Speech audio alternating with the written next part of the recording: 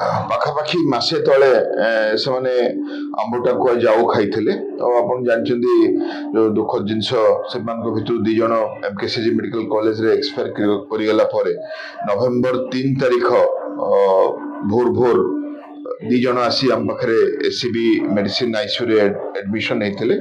ଜିତା ମାଝୀ ଆଉ ଟୁନି ମାଝୀ, ଯୋଉମାନେ କି ଗୁରୁତର ଥିଲେ। ତାଙ୍କ ଲିଭର, କିଡନୀ, ବ୍ରେନ ଆଉ ଲଙ୍ଗସର ପ୍ରୋବ୍ଲେମ ଥିଲା।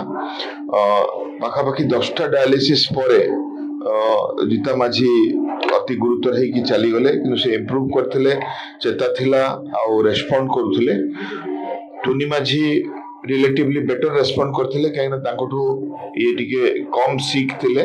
ତଥାପି ତାଙ୍କ 5ଟା ଡାୟାଲିସିସ୍ ହେଇଛି। ଆଉ ବର୍ତ୍ତମାନ ତାଙ୍କର ବୃକକ ଆଉ ଯକୃତ, ଲିଭର ଆଉ କିଡନୀ ସମ୍ପୂର୍ଣ୍ଣ ଭାବରେ ଭଲ ଅଛି। କାହିଁକି ନା ସିଏ ଯେହେତୁ ଚିକିତ୍ସାରେ ରିକଭର କଲେ, ତାଙ୍କର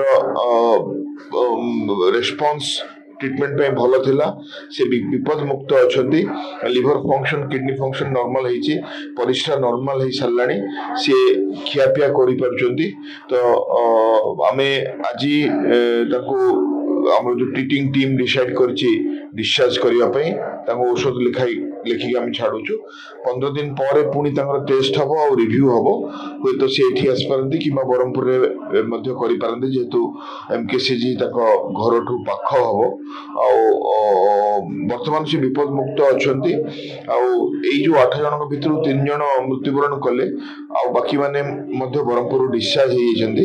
5 ଜଣ ରିକଭର କରିଛନ୍ତି।